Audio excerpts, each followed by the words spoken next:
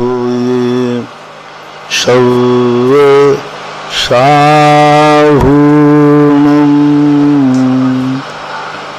पंच परमेष्टि भगवान की आचार्य श्री गुरुवर कुंद कुंद महाराज की आचार्य श्री गुरुवर विद्यासागर महाराज की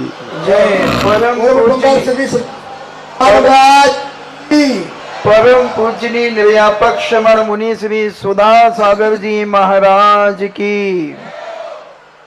सभी श्रोतागण एवं जिज्ञासु पूज श्री को नमोस्तु करें।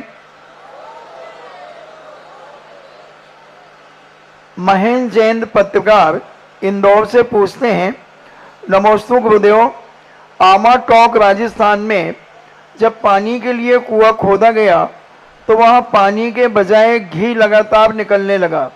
महाराज जी, आपने टोंक में चातुर्मास भी किया था, क्या ऐसा हो सकता है?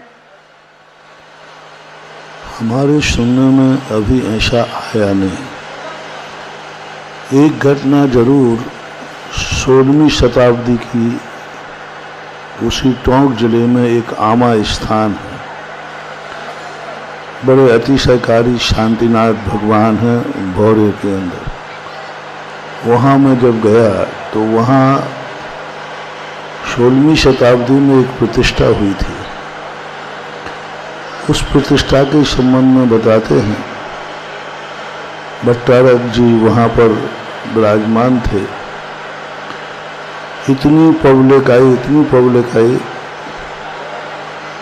कि पब्लिक की गणना करने के लिए भट्टारक ने कहा मिर्ची के डंठल 72 मन मिर्ची के डंठल इकट्ठे हुए। कितने? 72 मन मिर्ची के डंठल थे, तो मिर्ची कितनी लगी होगी? और जब 72 मन मिर्ची लगी भोज में, तो कितने लोगों ने भोजन किया होगा, ये गुणा भाग आप लोग लगा लेना।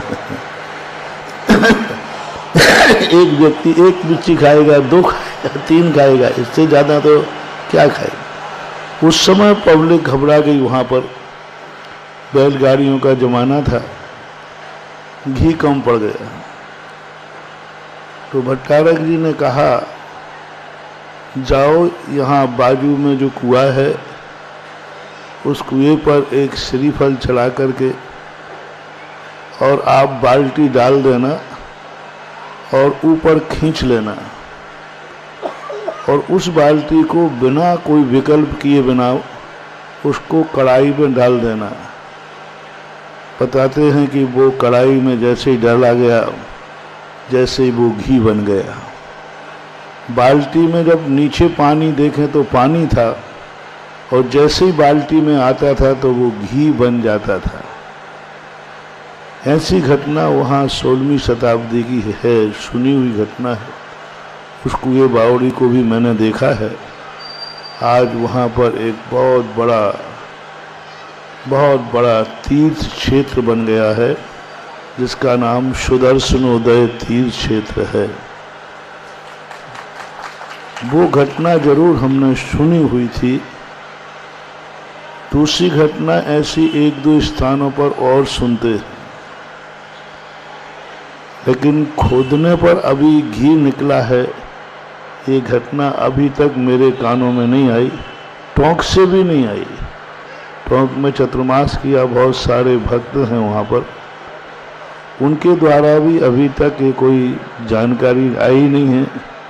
आपको कहाँ से कैसे मिली, इसकी प्रमाणिकता की आप पहले जांच कराएं, क्या है क्या नहीं, उसके बाद विचार किया जा सकता है। वैभव काला सूरत से पूछते हैं, नमोस्तु महाराज जी, जैसा कि हम जानते हैं कि ब्रह्मांड प्रकृति द्वारा संचालित है, लेकिन इस प्रकृति के अंतर्गत कौन कौन आते हैं? प्रकृति का अर्थ होता है नेचुरल, स्वाभाविक, जो किसी के द्वारा किए नहीं जाते, वो कहलाते हैं प्रकृति, नेचुरल। जैसे आत्मा में जानने देखने की शक्ति है, ये प्रकृति प्रदत्त नेचुरल है। भव्य जीव भव्य रहेगा, अभव्य अभव्य रहेगा, ये नेचुरल है। पुद्गल द्रव्य जड़ रूप रहेगा, कभी चेतन रूप नहीं रहेगा, ये प्रकृति रूप है। संपूर्ण प्रकृति का बोलते हैं 6 द्रव्यों की समष्टि से जो निर्मित है वह प्रकृति कहलाती है। वर्तमान में प्रकृति का रूढ़ अर्थ पर्यावरण के रूप में ले जाते हैं। जो पर्यावरण होता है, जो दिख रहा है, कितनी बढ़िया प्रकृति है। प्रकृति का ठंड में, अभी ठंड की प्रकृति है, गर्मी की प्रकृति है, और बढ़िया कोई अच्छा हरा भरा बगीचा हो तो कहते हैं देखो कितना बड़ा प्रकृति की छटा है। तो कभी लोगों ने इसको रूढ़ अर्थ कर दिया। प्रकृति का अर्थ होता है नेचर। भाई इसकी प्रकृति, बिच्छू की प्रकृति डंक मारना है। दूसरा, जैन दर्शन में कर्म सिद्धांत के अनुसार प्रकृति, कर्म के बंध में 4 प्रकार के बंधों में एक प्रकृति बंध भी होता है। प्रथम बंध प्रकृति बंध होता है, जो 8 कर्मों को बंद करते समय आत्मा का उपयोग कषाय और योग से जब परिणत होता है तो आगत कर्मों में प्रकृति बंद करता है, स्वभाव डालता है उन पुद्गल कर्मों में। इस प्रकार प्रकृति शब्द जो है अनेक अर्थों में आता है। जहाँ जैसी विवक्षा हो वैसा लगा लेना चाहिए। अरविंद जैन सांगानेर से पूछते हैं, नमोस्तु महाराज जी, आजकल अधिकांश रूप से जिनालयों में बहुत सारे श्रावक श्राविकाएं श्रीफल के ऊपर अर्घ रखने की बजाय कुछ राशि रखते हैं, नोट आदि रख देते हैं। तो यह मंदिर कमेटी के लिए एक समस्या बन गई कि वह उस पैसे का क्या करें। पहली बात तो जब पूजा में अर्घ आदि चढ़ाते हैं तो पैसे आदि नहीं चढ़ाना चाहिए। हमारे यहाँ 8 द्रव्य निश्चित हैं, उनके नाम हैं, शास्त्रों में जो लिखे हैं उन्हीं को रहना चाहिए। पैसा आदि द्रव्य के साथ नहीं चढ़ाना चाहिए। अब कोई चढ़ा देता है तो ठीक है, उसको गुल्लक में भी डाल सकते हैं, यही कर सकते हो, और तो कुछ। राजन जैन मेरठ से पूछते हैं, नमोस्तु महाराज जी, 28 मूल गुणों का पालन करते हैं पूज्य मुनिराज, 22 परिविषयों को भी सहते हैं, उपसर्ग आदि सहते हैं, फिर भी द्रव्य लिंगी रह जाते हैं। किस कारण से होता है? क्या मुनिराज को पता होता है कि वह कौन से लिंगी हैं, द्रव्य लिंगी या भावलिंगी? द्रव्यलिंगी और भावलिंगी ये 2 शब्द ऐसे हैं जिनको केवली भगवान के अलावा कोई भी नहीं जान सकता। स्वयं भी मुनिराज अपने भावलिंगत को प्रकट नहीं कर सकते। मात अपनी द्रव्यलिंगी भी वह नहीं है जो 28 मूल की चर्या का पालन न करे, वो तो भ्रष्ट है। चाहे द्रव्यलिंगी हो या भावलिंगी, 28 मूल गुण तो उसको पालन करना ही पड़ेगा। और द्रव्यलिंगी और भावलिंगी की कोई भी व्याख्या, कोई भी शास्त्र कभी जान नहीं सकता। सम्यक दृष्टि कौन है, ये किसी ज्ञान का विषय नहीं, मात केवली भगवान। भावलिंगत्व गुणस्थान कौन सा है, इसको कोई भी जान नहीं सकता। मात अपने चरणानुयोग के अनुसार हमारी क्रियाएं आगम के अनुसार हैं। हमारे परिणामों में क्षमता भाव है, हमारी परिणामों में कषाय आदि की निर्वृत्ति है। हम सही आगम के अनुसार चर्या पालते हैं तो ये मान लिया जाता है कि ये भावलिंगी है। सम्यक दृष्टि भी उसी को कहा गया। पंडित जी टोडरमल जी साहब ने मोक्ष मार्ग प्रकाशक में बहुत अच्छी बात कही। उन्होंने कहा कि अंदर के सम्यक दृष्टि का विषय अवधि ज्ञानी भी नहीं बता सकते। वो भी बताएंगे तो कर्मों के उदय से निमित्त बना के बनाएंगे, सीधा उनका भी विषय नहीं है। सम्यक दृष्टि की बाह्य क्रियाएं देख करके और अंतरंग परिणाम वो स्वयं देख करके तुम्हारा लक्ष्य क्या है, तुम मुनि किस लिए बने हो? मोक्ष के लिए, कर्मों के क्षय के लिए। यदि ऐसा परिणाम धर्म की क्रिया करते समय है तो वो भावलिंगी है। श्रद्धेदि पत्येदि रोचेदि पुणोतः फासेदि धम्मं भोग निमित्तम नातु कम्मक्षय निमित्तम।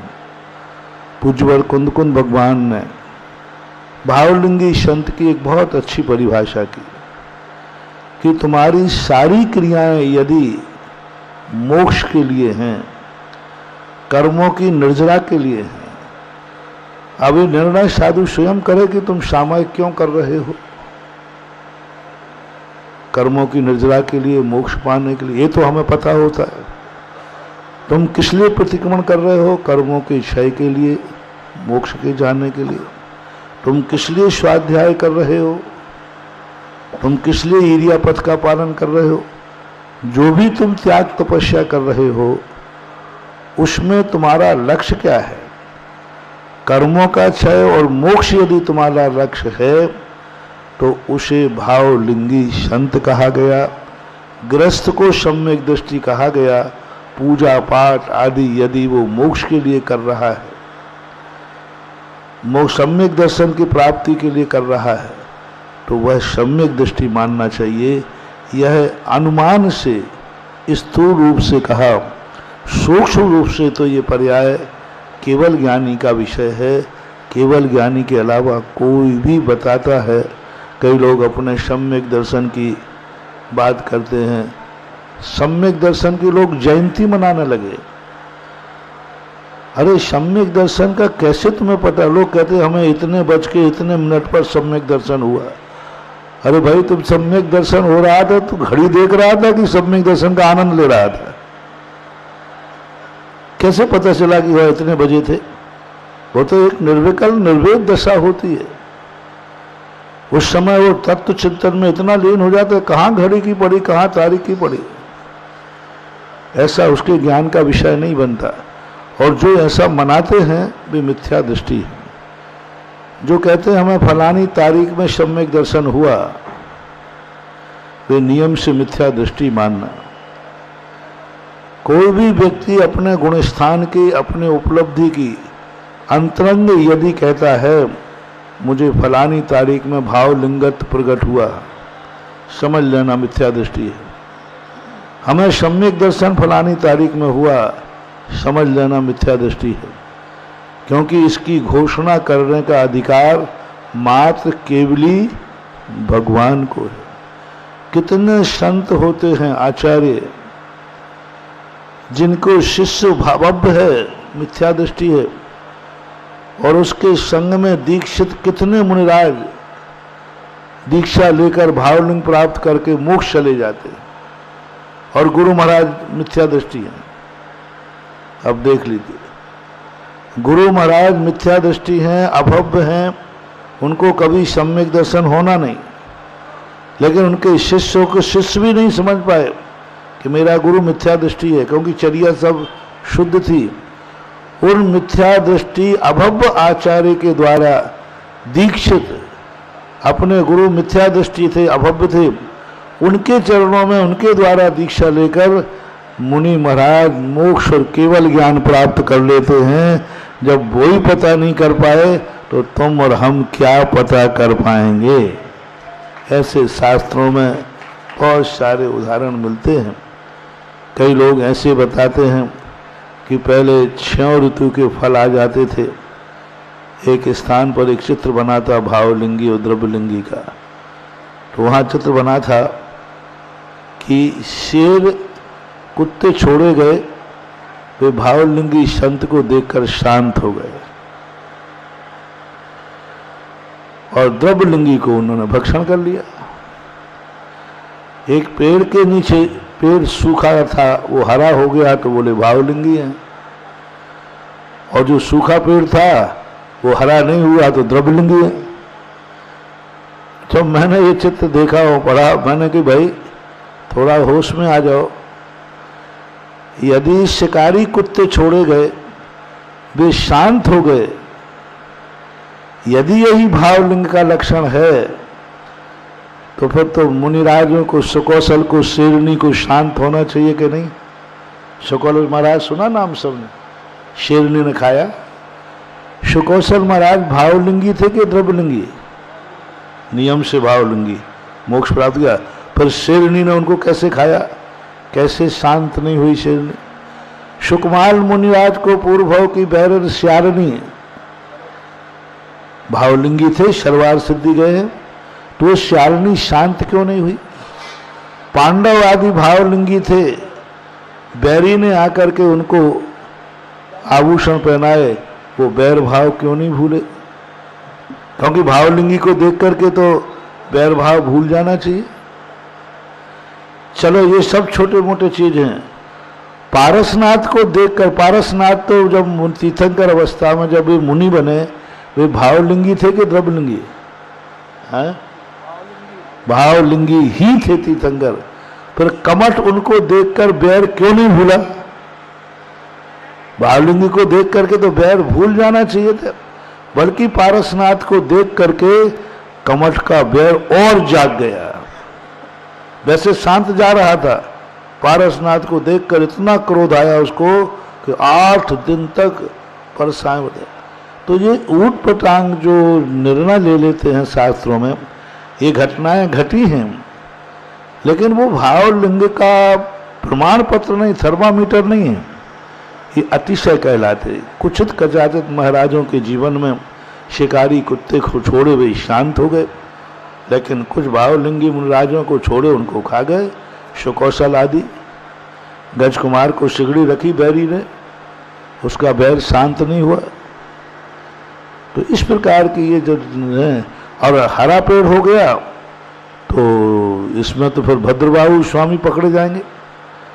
12 साल को यहाँ से जाने नहीं चाहिए था, क्योंकि जहाँ भावलिंगी मुनिराज रहेंगे वहाँ अकाल पड़ना ही, क्योंकि हमेशा हरा भरा बना रहेगा। पर भद्रबाहु स्वामी तो परम भावलिंगी थे, वो क्यों यहाँ से दक्षिण भारत की तरफ गए? तो ये प्रसंग जो हैं, इन पर बड़ी सावधानी से रखना चाहिए।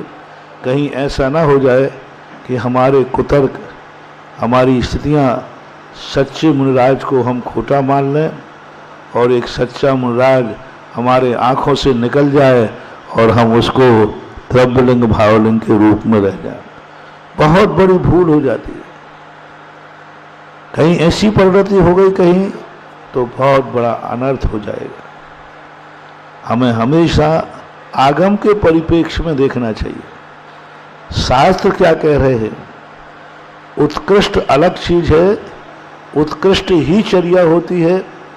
100 ही नंबर होते हैं नहीं, 99 भी किसी को होते हैं, 95 भी किसी को होते हैं।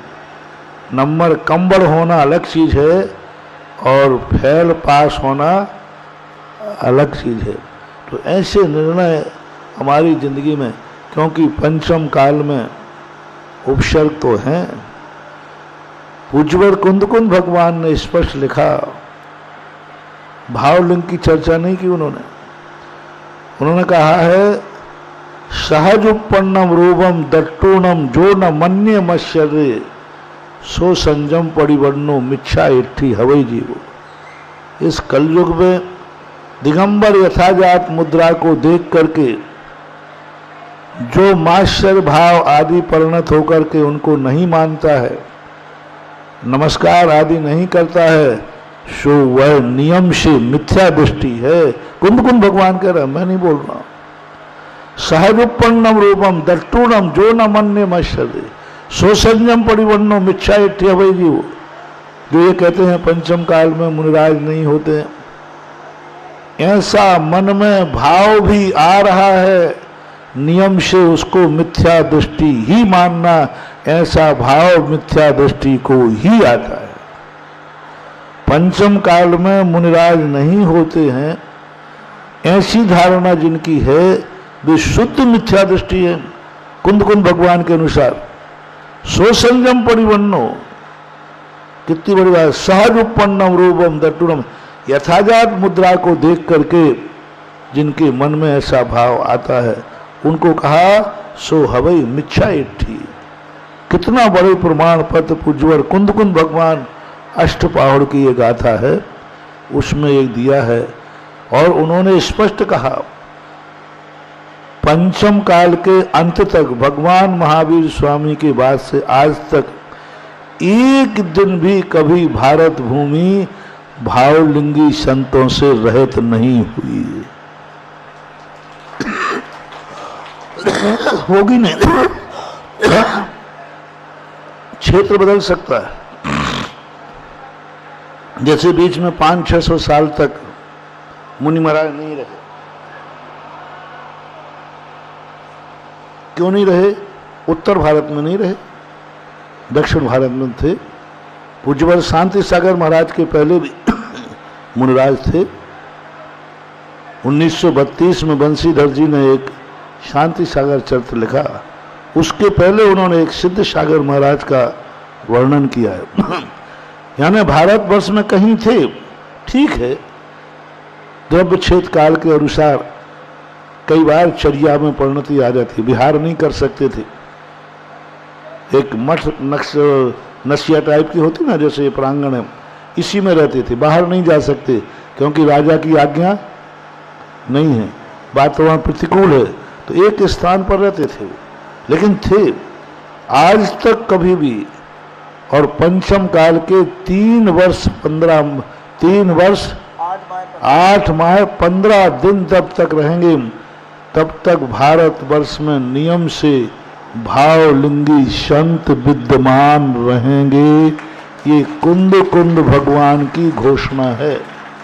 बड़े दुस्सम काले लहरि देवत्तम इंदत्तम छ।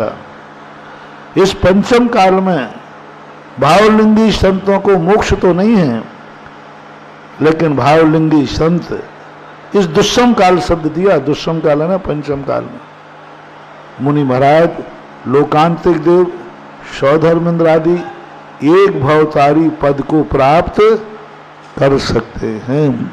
ये कुंद कुंद भगवान, और तो ठीक है, अपने सबसे बड़े प्रमाणक आचार्य कुंद कुंद भगवान। जैन दर्शन के आज के युग में कुंद कुंद भगवान हमारे ऐसे प्रमाण पत्र हैं कि उनकी वाणी से, उनके शास्त्रों से जो प्रमाण पत्र मिल गया, उससे बड़ा कोई प्रमाण पत्र होता ही नहीं है। और कुंद कुंद भगवान ने कह दिया पंचम काल के अंत तक भावलिंगी संत रहेंगे, सो हैं और रहेंगे। कभी ये धारणा नहीं बनाना कि पंचम काल में भावलिंगी संत नहीं होते हैं। हाँ, सभी होते हैं, ये नहीं कह रहा हूं, तो सभी तो चौथे काल में भी नहीं होते। चौथे काल में भी भ्रष्ट साधु थे, चौथे काल में भी द्रव्यलिंगी थे। चौथे ऐसा एक भी तीर्थंकर का काल नहीं है जिसमें द्रव्यलिंगी और भावलिंगी का भेद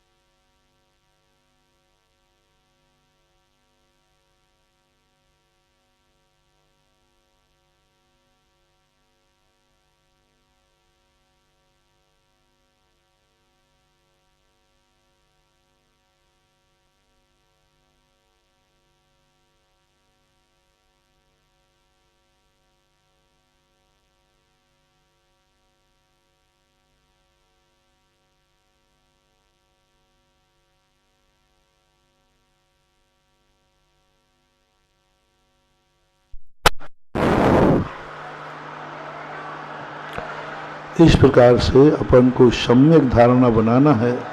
पंचम काल है, वैसा ही अपने बीच में तीर्थंकर नहीं है, भगवान नहीं है, और अपने पास जो कुछ भी है, इस पंचम काल में कोई थोड़ा भी चारित्र का पालन करता है, थोड़ा भी चारित्र में आगे बढ़ता है, तो हमेशा अवभाग्य मान करके स्वीकार करना चाहिए।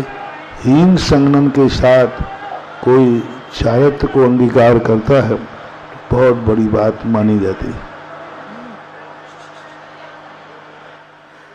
मैं इसी क्रम में मैं बुलाना चाहता हूँ अशेष जैन भोगांव, और इनके बाद तैयार रहे अलका जैन भोगांव। अशेष जैन भोगांव और इनके बाद तैयार रहेंगी अलका जैन भोगांव। नहीं है, आ जाए डॉक्टर आभा जैन, डॉक्टर आभा जैन भोगांव। इनके बाद तैयार रहेंगी श्रीमती सुभी जैन भोगांव। हे गुरुवर, नमोस्तु नमोस्तु नमोस्तु। शुल्लक जी, इच्छामि इच्छामि इच्छामि। मेरी जिज्ञासा ये है कि जीव द्रव्य में जिस प्रकार संकोच विस्तार की शक्ति होती है, क्या पुद्गल द्रव्य में भी पाई जाती है? नहीं, पुद्गल द्रव्य कभी संकोच विस्तार को प्राप्त नहीं होता, क्योंकि पुद्गल में एक परमाणु का नाम द्रव्य है। दो परमाणु मिलकर वो दो द्रव्य हो गए, तीन परमाणु मिलकर तीन द्रव्य हो गए, तो अनेक द्रव्य, क्योंकि पुद्गल द्रव्य एक अणु रूप ही होता है। स्कंद उसकी विभाव पर्याय है, और वो अणु ना तो संकोच होता है ना विस्तार होता है, बस अनेक परमाणु मिल जाएं तो बड़ा होता है। जैसे अपन एक एक धूल का कण है, यदि 100 कण मिला दें तो अपन मिलकर के वो बड़ा हो जाएगा, लुगदी बन जाएगी और अलग। इसलिए किसी भी द्रव्य में संकोच विस्तार की क्षमता नहीं है, जीव द्रव्य को छोड़कर। जीव द्रव्य में ही अखंड जीव द्रव्य होकर इसी में संकोच विस्तार होता रहता है, ऐसा माना। डॉक्टर आभा जैन।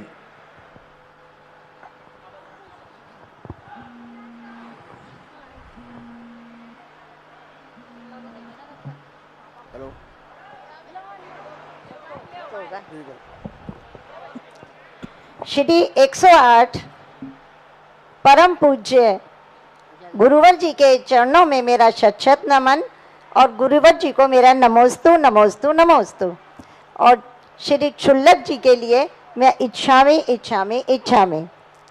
श्री गुरुवर जी, मेरी जिज्ञासा ये जानने की है कि भव्य जीव 10वें गुण स्थान से 12वें गुण स्थान छलांग लगाता है, और अगर वो नहीं लगा पाता है तो 11वें गुण स्थान में अगर चला गया तो उसी समय वो नीचे के गुण स्थान में गिरता है। ऐसा क्यों होता है? जब वो इतनी अपनी पुण्य इतना इकट्ठा कर लेता है ज्ञान, तो वो नीचे मिथ्यात्व में क्यों चला जाता है? ऐसा क्या होता है? ये निर्णय 7वें गुण स्थान में हो जाता है, 10वें गुण स्थान में नहीं होता। जैसे वो 7वें से 8वें गुण स्थान में पहुंचता है, उस समय वो कर्मों को जो क्षय नहीं कर पाता है दर्शन मोहिनी का, वो उपशम श्रेणी चढ़ता है, और जो क्षय कर लेता है वो छपक श्रेणी चढ़ता है। तो 8वें गुण स्थान से भी उपशामक और छपक निर्णय हो जाता है। उसका मूल कारण है यह कसायों को दबाता है, ये मिथ्यात आदि कर्मों को दबाता है, उपशम सम्य दृष्टि। और दबाना कब तक किसको दबाओगे? कि किसी भी चीज को अपन दबाएंगे तो कब तक दबाएंगे? एक अंतर मुहूर्त तक। इसलिए ये चारित्र मोहिनी और दर्शन मोहिनी को उपशमित करता है, और किसी चीज के उपशमन का काल मात्र अंतर मुहूर्त ही होता है। अंतर मुहूर्त से ज्यादा इसको नहीं दबा सकते, इसलिए वो दबे हुए कर्म एक अंतर मुहूर्त पूरा होते उदय में आ जाते हैं और नीचे गिरा देते हैं। मिथ्यात्व में ही जाता है, ऐसा नियम नहीं, जा सकता है। कई मुनिराज वहां से गिर करके 6ठे 7वें गुण स्थान में आ जाते, पुनः चढ़ जाते, छपक श्रेणी चले जाते। एक बार उपशम श्रेणी चढ़े, कर्मों का क्षय नहीं कर पाए, पुनः 6ठे में आए और एक अंतर्मुहूर्त बाद ही तो ना छपक श्रेणी चढ़ करके मोक्ष चले गए। कोई मिथ्यात्व में भी जा सकता है, जाता ही है, ऐसा नियम नहीं। और छपक श्रेणी वाला क्या होता है? कसायों को दर्शन मुनि और चारित्र मुनि का निर्मूल क्षय करता हुआ जाता है। जब पूरा क्षय कर देता है तो अब कर्म ही नहीं बचा, तो फिर उसको 10 से सीधा 12वें में चला जाता है। श्रीमान अशेष जैन, श्रीमान अशेष जैन, इनके बाद तैयार रहेंगी श्रीमती सुभी जैन, श्रीमती सुभी जैन भोगांव। उसके बाद तैयार रहे अयांश जैन दूनी आमा।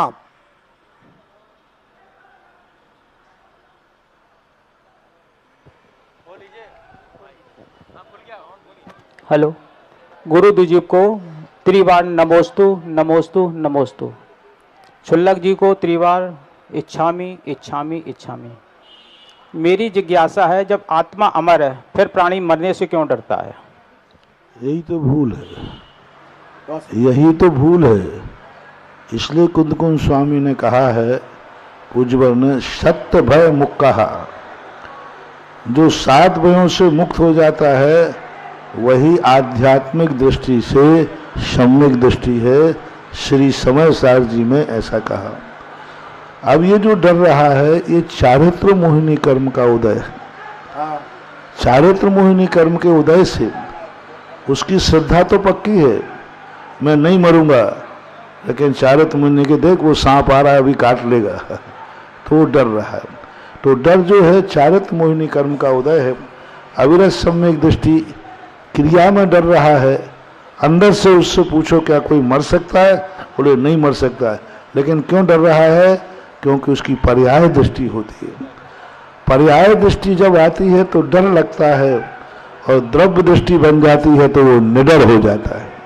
संसार में व्यक्ति की पर्याय बुद्धि ज़्यादा है, पर्याय के प्रति व्यामोहित है। वो जिस पर्याय को प्राप्त हो जाता है बस इसी पर्याय को वो सब कुछ मान लेता है। भिष्टा का कीड़ा भिष्टा में राजी हो जाता है। संसारी व्यक्ति संसार में राजी हो जाता है। वो ये नहीं सोच पाता है कि मैं इन पर्यायों से ऊपर भी कोई पर्याय है, लेकिन इसी को तो मोह बोलते हैं। इसी मोहिनी कर्म के कारण से तो व्यक्ति इस प्रकार के संसार में रुलता है। इसलिए आपकी पूजा में भी आप लोगों को भी क्या कहा जाता है? जन्म जरा मृत्यु विनाश नाये।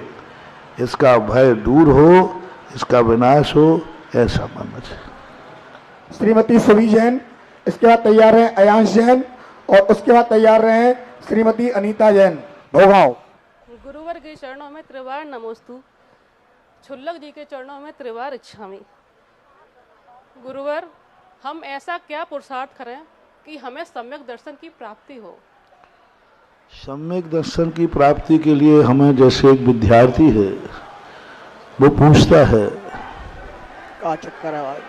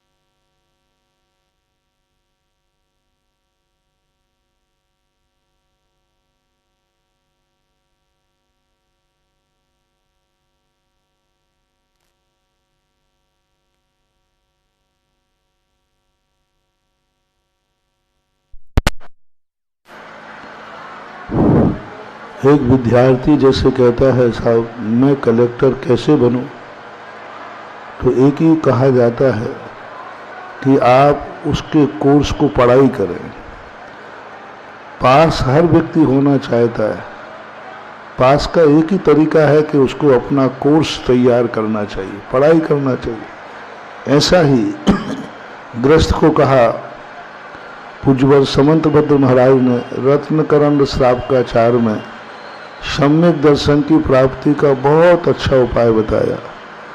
श्रद्धानाम परमार्थानाम माप्तागम तपोभृताम त्रिमूढ़ा पौडमष्टांगम सम्यक दर्शन मस्मयम। उन्होंने 3 कारण बताए। पहला कारण तो है श्रद्धानाम परमार्थानाम, परमार्थ भूत, परमार्थ के लिए सच्चे देव शास्त्र गुरु के ऊपर श्रद्धान करो। श्रद्धा नाम किन पर? माप्तागम तपोव्रताम, आप आगम और गुरु इनके ऊपर आपका श्रद्धान मजबूत होना चाहिए। किसके लिए मजबूत होना? परमार्थ के लिए, संसार के लिए नहीं। परमार्थ के लिए सबसे पहला लक्षण, मस्ट लक्षण पहला समंतभद्र महाराज ने स्पष्ट कर दो, सच्चे देव साधु। तुम कैसे हो इससे मतलब नहीं है, तुम्हारा भगवान कौन है। तुम हो ठीक है, लेकिन तुम्हारा भगवान कौन है, आप को पहचानो। गुरु कौन है तुम्हारा, गुरु का स्वरूप क्या है। पूरे रत्नकरंद श्रावकाचार के अंदर कहीं भी पूज्यवर ने आत्मा की चर्चा नहीं की, क्योंकि गृहस्थ था। आत्मा की चर्चा मुनियों के लिए विशेष रूप से वर्णन आता है, आपके लिए नहीं की। आपने सबसे पहले कहा, उन्होंने देव का स्वरूप क्या है, आपका भगवान कैसा है। क्षुत्त पाशा जरातंक जन्मांतक भयस्मया नराग द्वेष मोहस्य यस्याप्तता सा प्रकृति है। जो 18 दोषों से रहित है वही मेरा देव है, ऐसा पक्का श्रद्धान करना। दूसरा, गुरु कौन है? विषयासा वसाती तो नरारंभो परिग्रह ज्ञान ध्यान तपो रखता तपस्वी सा पुरुषते। जो अस्त्र वस्त्र शस्त्र से रहित है, ना अस्त्र है ना वस्त्र है ना शस्त्र, एक धागा भी जिसके पास है वो तुम्हारा गुरु नहीं हो सकता। यदि सवस्त्र को कोई गुरु मानता है तो वह गुरु मूर्ता मिथ्या दृष्टि है। तो पूज्यवर समंतभद्र महाराज कहते, पहले गुरु को पहचानो, तुम्हारा गुरु कैसा है। निर्ग्रंथ होना चाहिए।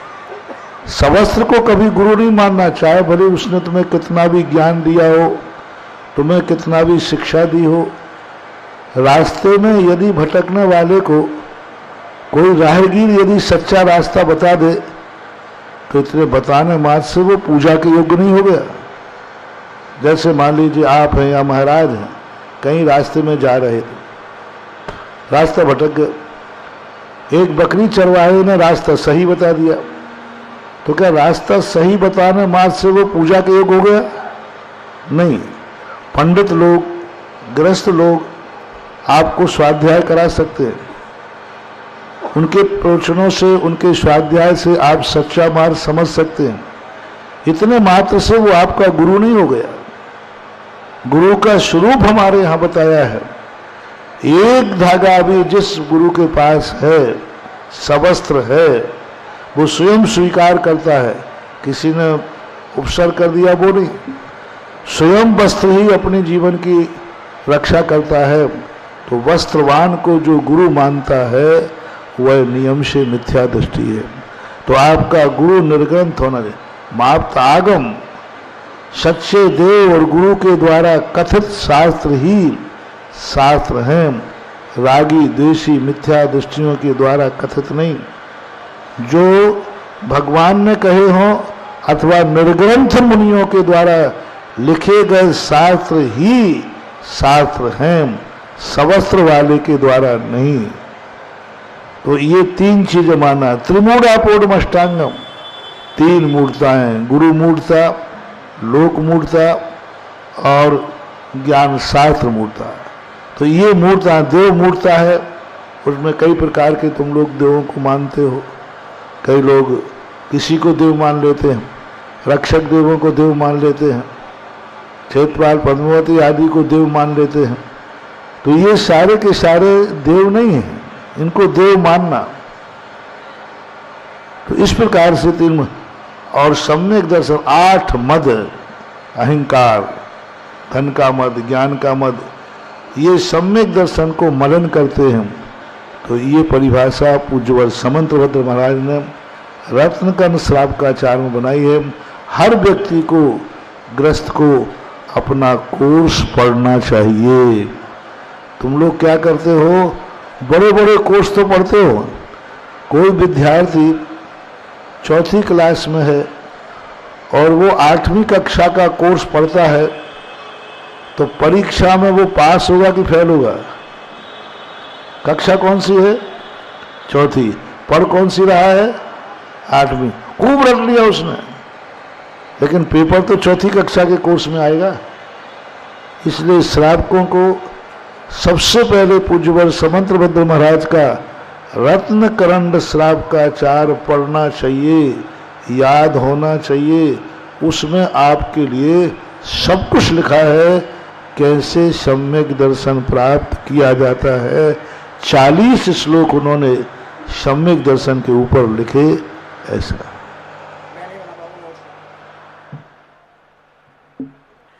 इसके बाद आ जाएंगे श्री अयांश जैन दोनी आमा, और इसके बाद तैयार रहेंगे आराध्य जैन भोगांव। नमोस्तु चुल्लक जी, नमोस्तु।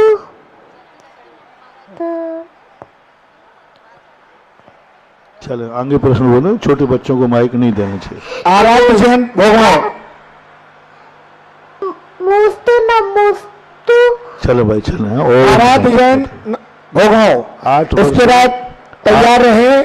8 वर्ष से नीचे वाले बच्चे को प्रश्न के लिए माइक नहीं देना। इसके बाद तैयार रहे रेखा अनंत कुमार जैन मैनपुरी।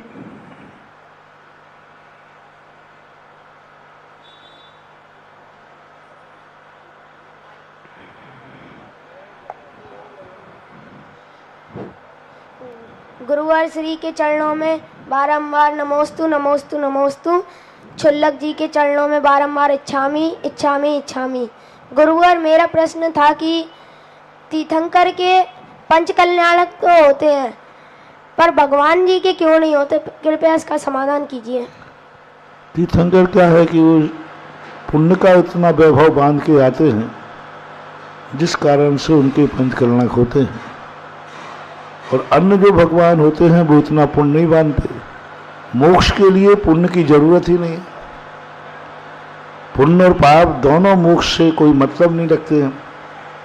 तो पुण्य होवे या न होवे, जो सच्ची साधना करते हैं, जो 8 कर्मों का क्षय करते हैं, वे भगवान बन जाते हैं। तीर्थंकर जो हैं ऐसा सशक्त पुण्य बांध लेते हैं, ऐसा पुण्य बांध लेते हैं कि वे नहीं चाहें तो उनके रत्नों की वृष्टि होगी, वे नहीं चाहें तो रत्न बरसेंगे, वो नहीं चाहें तो देवताओं के द्वारा उनकी सेवा शुश्रा होगी, वे नहीं चाहें तो भी समूषण की रचना होगी। क्योंकि उनकी तीर्थंकर रूपी पुण्य प्रकृति के कारण से ऐसा सब होता है। तो अब उनका पुण्य बन गया। इसलिए बाकी मोक्ष जाने के लिए इस सब पंच कल्याणक आदि वैभव की जरूरत नहीं है। इसके बाद रेखा अनंत कुमार जैन मैनपुरी, और तैयार रहेंगे श्रीमती अनीता जैन भोगांव।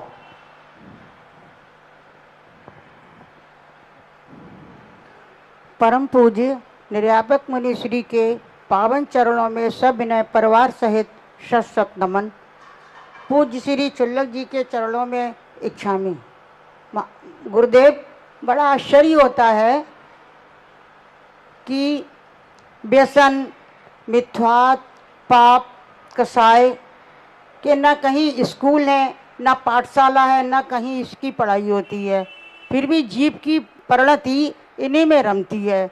ऐसे जीवों के कल्याण के लिए आप मार्ग प्रदर्शन कर कृतार्थ करें। नमस्ते पूज्य महाराज। कुंदकुंद भगवान ने समय सार के अंदर एक बहुत अच्छा श्लोक लिखा गया था। शुद्ध परिचदान भूदा सर्वस्व विकाम भोग बंद कहा ए तत्सुलंबो नवरि न सुलभो बेहद। ये संसार के जितने भी विषय भोग मिथ्यात आदि हैं ये अनादि काल से किए हैं और अनादि काल से ऐसे संस्कार पड़े हैं जिनके लिए उसको कुछ मेहनत नहीं करना पड़ती, बसियत में मिलते हैं, पूर्व भाव से लेकर के आते रहते हैं। क्या बात है भाई, बार बार डिस्टर्ब क्यों हो रहा है?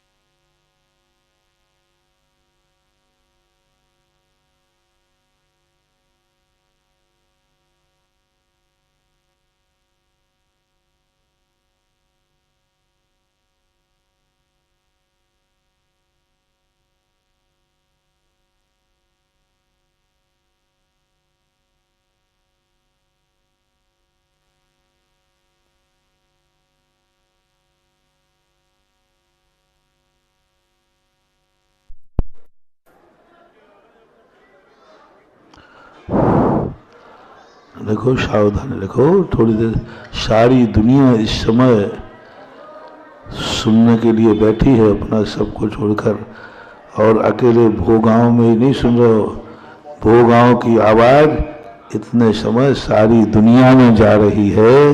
सावधान रखो, और तब तुम यहाँ बंद करते तो उनके सब का बंद हो जाता होगा, इसलिए सावधानी से थोड़ी देर। हाँ तो क्या, तो इसलिए मिथ्यात की आदि अनादि काल से संस्कार वही पड़े हैं, संसार उसी से बनता है।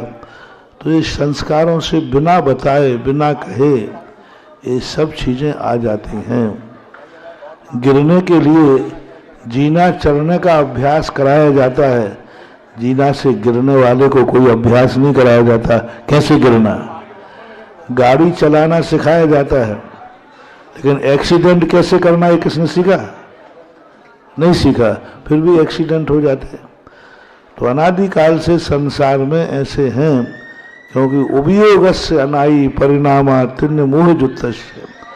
अनादिकाल से यह बीज इन्हीं संस्कारों से होने के बावजूद बिना किसी की प्रेरणा के स्वतः ही जाग जाते हैं। ऐसा गुरुदेव के चरणों में 3 बार नमस्ते। गुरुदेव, मेरी खुद की स्वयं की एक जिज्ञासा है कि 13 पंथ आमनाय में हरे फल फूल वर्जित हैं, लेकिन फिर भी हम आप साधु लोगों को और मंदिर में विधान आदि में हरे फल श्रीफल में चढ़ाते हैं, क्या ये उचित है? और उचित है तो क्यों ये बंद की प्रश्न परंपराएं चल रही हैं, दोनों प्रकार की परंपराएं चल रही हैं। पूजाओं में आप गृहस्थ लोग हैं, गृहस्थ के लिए पंडित जी साहब हुए हैं एक सना सुखदास जी, उन्होंने 2 प्रकार की पूजाओं का वर्णन किया, सचित्त पूजा और अचित्त पूजा।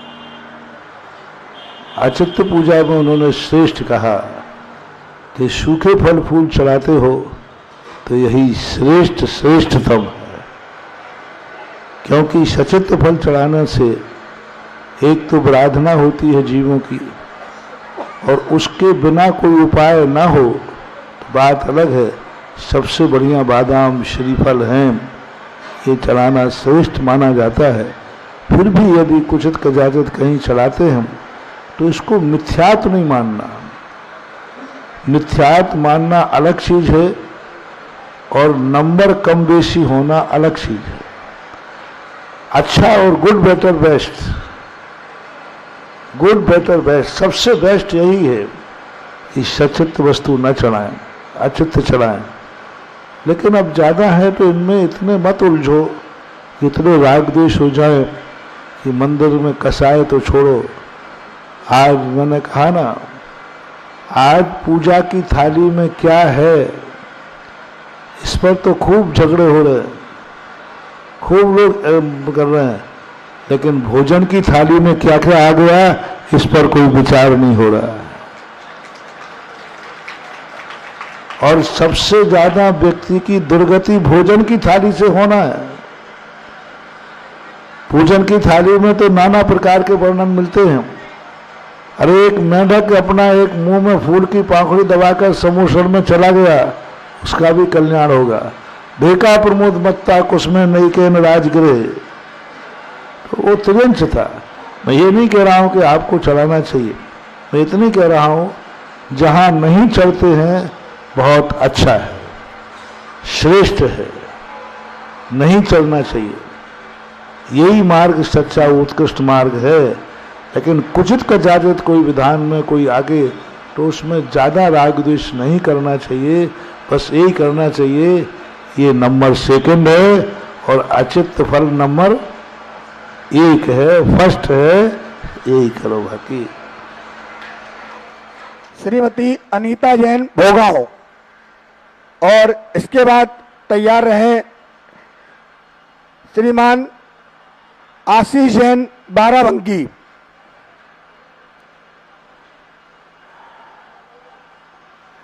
आशीष जैन बाराबंकी। इसके बाद तैयार रहेंगी श्रीमती नीतू जैन भोगांव। हे गुरुवर, आपके चरणों में त्रिबार नमोस्तु नमोस्तु नमोस्तु। हे गुरुवर, मेरा प्रश्न है कि अपने मन को स्वच्छ करने का क्या उपाय है? अपना सोच, दृष्टि बदलेगी तो सृष्टि बदल जाएगी।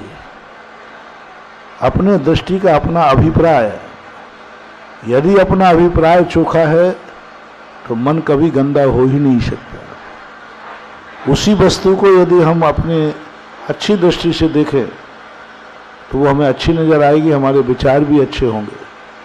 हमारा लक्ष्य गलत हो जाता है तो हमारा मन भी खराब हो जाता है।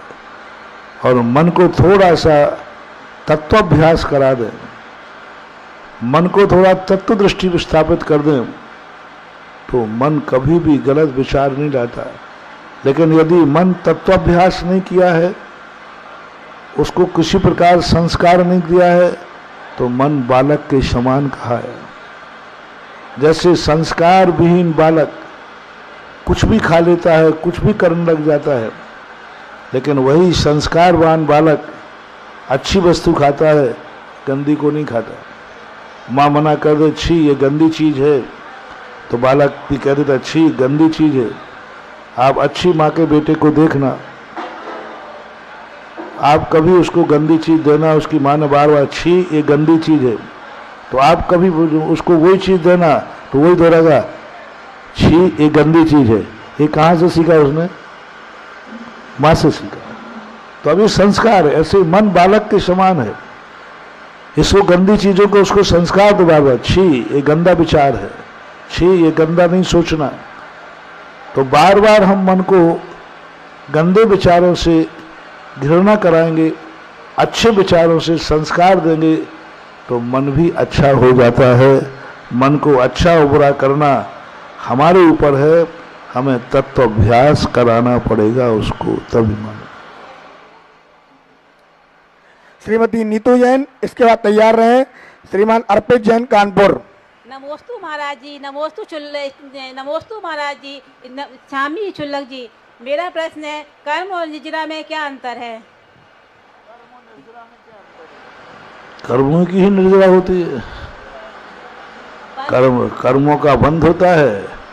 जब राग द्वेष भाव करते हैं तो कर्मों का बंध होता है, और जब हम वीतराग भाव करते हैं, तप करते हैं, तो निर्जरा होती। तपसा निर्जराचा गुप्ती समिति परिसय जय चारित्रही, ये संबर और निर्जरा के कारण है।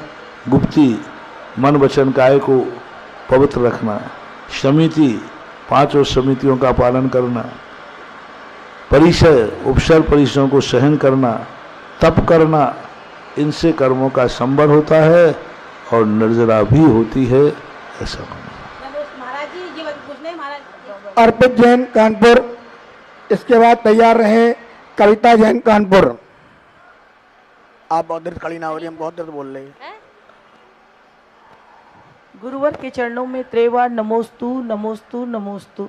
शुल्लक महाराज जी के चरणों में इच्छामी इच्छामी। गुरुवर, प्रतिक्रमण में आता है अतिक्रम, व्यक्तिक्रम, अतिचार, अनाचार का क्या अर्थ है? अतिक्रम व्यतिक्रमण कहीं कहीं रूढ़ अर्थ में भी आते हैं। इसका सामान्य अर्थ है अतिक्रम, किसी चीज का अतिक्रमण करना, अति करना।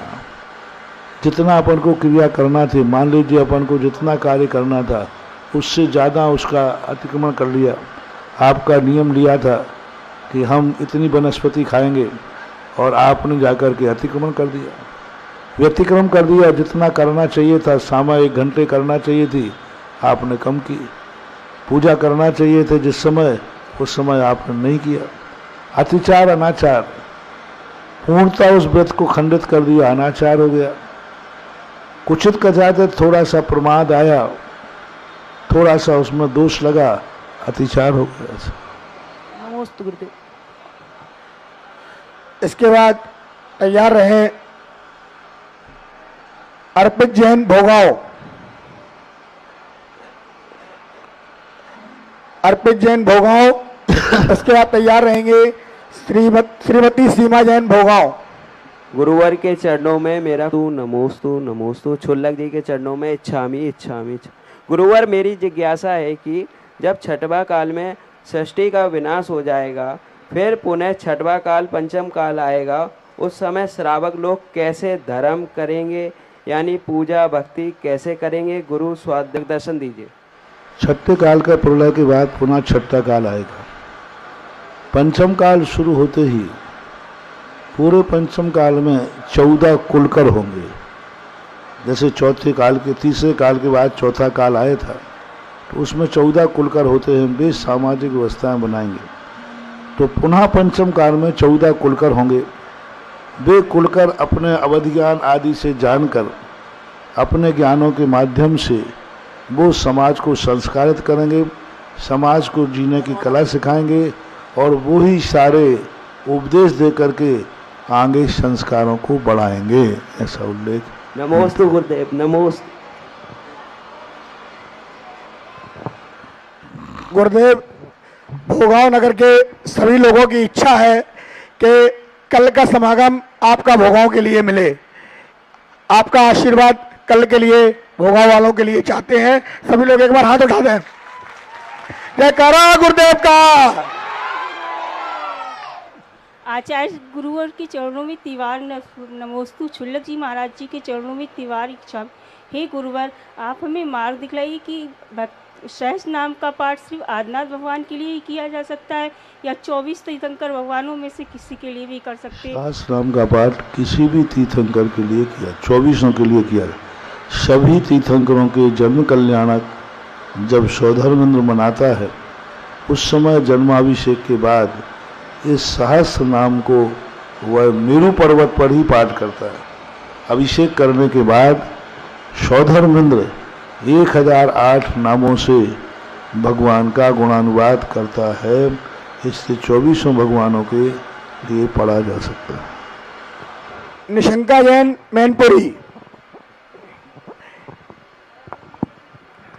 गुरुदेव के चरणों में त्रिबार नमोस्तु। शुल्लक जी के चरणों में त्रिबार इच्छामी करते हुए, गुरुदेव मेरी जिज्ञासा लौकिक शिक्षा से है और मैं एक शिक्षिका के पद पर कार्यरत हूँ। गुरुदेव, जो हम जीव विज्ञान विषय लेते हैं तो गुरुदेव उसमें हमें जीवों की डिसेक्शन करना पड़ता है, तो कुछ बच्चों के भी अध्ययन रहते हैं, उनकी भी ये शंका है कि क्या हमें उस विषय को चयन करना चाहिए या फिर हमें प्रायश्चित कर लेना चाहिए।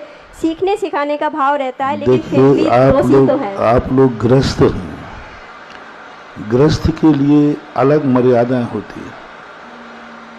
आप यदि हम उसको मना करने की कह दें तो कोई डॉक्टर ही नहीं बनेगा, तो बोलो कितने जीवों का नाश होगा, कितने जीव मरेंगे यदि वो डिसेक्शन आदि नहीं है।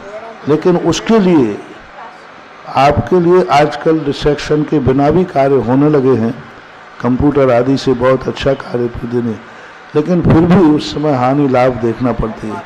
मैं आपसे पूछना चाहता हूँ कि डॉक्टर ने कहा एक महिला से जब वो डिलीवरी पीरियड में है कि दोनों अभी जिंदा हैं, एक को मारना पड़ेगा तब एक बचेगा। अब जैन धर्म क्या कहेगा? और नहीं तो दोनों मरेंगे, दोनों जिंदा हैं, और यदि एक को बचा पाएंगे एक को मारना पड़ेगा, और यदि हम कुछ नहीं करेंगे तो दोनों मरेंगे। अब आपकी समाज क्या कहेगी? एक का चयन करना पड़ेगा। बोलो, चयन करना पड़ेगा। अब वो डॉक्टर कहा देखो एक को मारूंगा फिर मैं, वो तो मारना ही पड़ेगा, बिना मारे एक को बचा नहीं सकते। तो उस समय सबकी नैतिकता क्या बोलेगी? भाई दो को नहीं एक को बचाएं। तो यही स्थितियां बनती हैं। आप ग्रस्त लोग हैं, खेती करते हैं, हिंसा होती है, बहुत सारी क्रियाएं आपकी होती हैं, तो इसलिए उसको हम धर्म तो नहीं कहेंगे, लेकिन हम निषेध भी नहीं करेंगे, क्योंकि निषेध बहुत बड़ा। इसलिए तो गृहस्थ को मोक्ष नहीं है, इसलिए तो गृहस्थ की वो निर्जरा नहीं होती, क्योंकि उसको बीच बीच में ऐसे कार्य करना पड़ते हैं जो छोड़ भी नहीं सकता और उसको करते हुए मोक्ष जा भी नहीं सकता। तो ये गृहस्थिक सामाजिक कार्य हैं, इनको धार्मिक रूप न लेकर के ये मजबूरी है।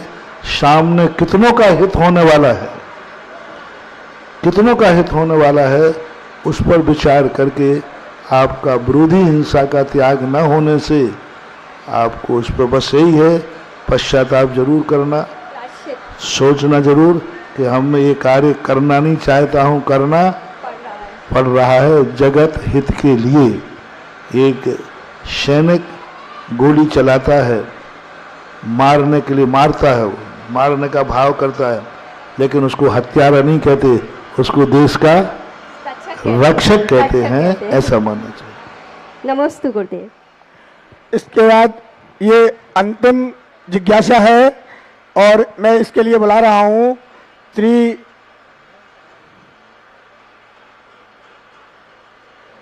श्रीमान श्रीमती मिनी जैन भोगांव। ये अंतिम जिज्ञासा।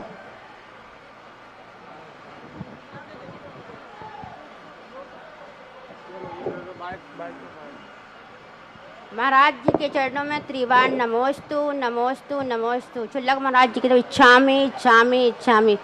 महाराज जी पंच कल्याणक में सौधर्म इंद्र कुबेर इंद्र सभी की बोली लगती है, माता पिता की बोली नहीं लगती है।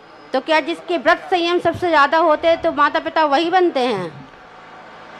सामाजिक व्यवस्थाएं हैं, क्योंकि उसमें व्रत बोली इसलिए लगाते हैं कि उसमें कुछ संयम आदि के परिणामों के आचार विचार की बात है। भगवान का माँ बाप बनना है, बाकी अनेक नाम आने पर निर्धारण तो बोली से ही किया जाता है। कई नाम आ जाते हैं, सबके आचार विचार अच्छे हैं, सबके आचार विचार, तो फिर निर्णय करने का एक ही तरीका होता है कि बोली लगाई जाती है। तो माता पिता की भी बोली लगती है, पर सीमित लोगों में लगती है, इसके लिए असीम हो जाता है। एक आरती के लिए एक क्वेश्चन अंतिम जिज्ञासा श्रीमती मिनी जैन भोगांव।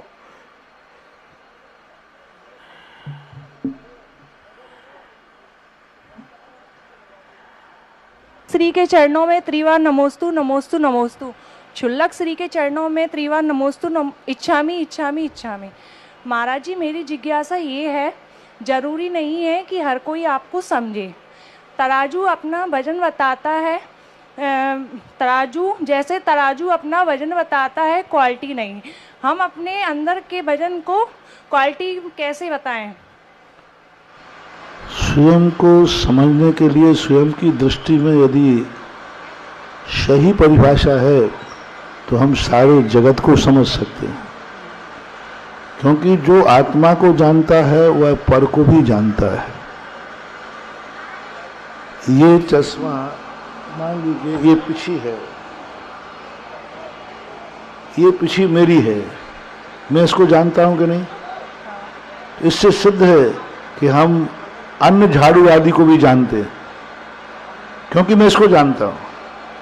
तो जो अपने आप को जो एकम जान दी तो सबम जान दी। यदि आप 10 झाड़ू ला के लागोगे, महाराज जी आपकी पीछे है, आपकी पीछे है, नहीं नहीं नहीं नहीं नहीं ये है, तो हमने इसको जानने ही हमें सबका निषेध हो गया।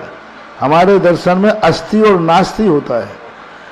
जो अस्थि को जान ले वहां नास्ति आ ही जाएगी।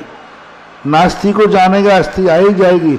जो स्व जाने, जो एकम जानादि सो सबम जानादि, जो सच्चे देव को जान लेता है वो खोटे देव को अपने आप जान ही लेगा कि ये सच्चा है, बाकी खोटे को जानने की जरूरत ही नहीं, बस ये सच्चा है, इसके अलावा सब खोटे हैं। तो जब आत्मा के स्वरूप की दृष्टि बन जाती है तो फिर अपने आप जगत में सच्चा बुरा सब जानने लग जाता है। और अपने आप को जानने के लिए अनभ्यस्त विषातु परतः अभ्यस्त विषातु श्रुतः।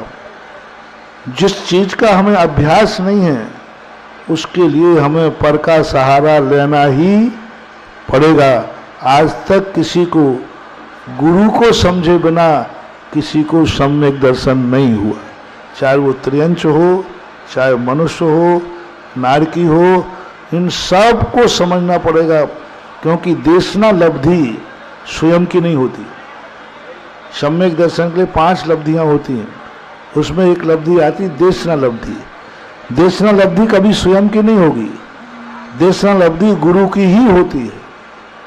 तो बिना गुरु के, चाहे नारकी है वो अपने अवधि ज्ञान से पूर्व भाव में गुरु की बातें सुनी होंगी, उनको याद करके जानता है, त्रियंत भी। तो देशना लब्धि के बिना सम्यक दर्शन हो नहीं सकता, तो गुरु को जाने बिना सम्यक दर्शन हो ही नहीं सकता, भले वो आत्मा में प्रकट होना है। ऐसा नमोस्तु महाराज जी। आज की प्रथम आरती का सौभाग्य पूरे परिवार सहित कौन प्राप्त करना चाहेगा? कहां से शुरू करें? आज की प्रथम आरती पूरे परिवार से 51 से 51 रुपया, 51 से 51 रुपया।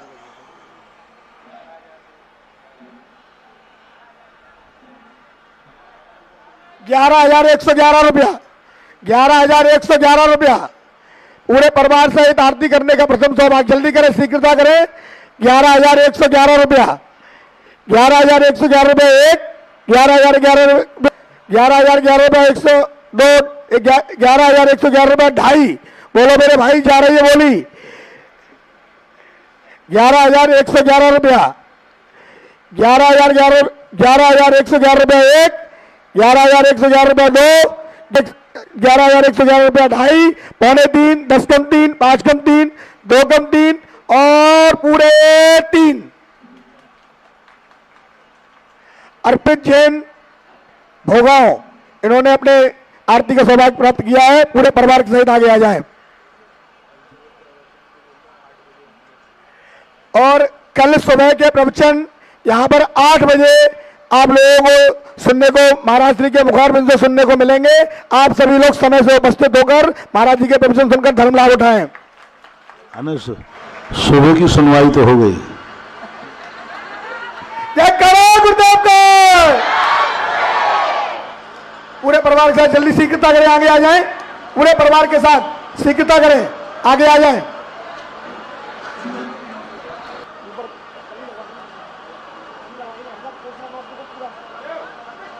यहां तक पन्नी लगाओ, थाली पकड़ो, यही पकड़ो, यही आओ, यही आओ, यही आओ।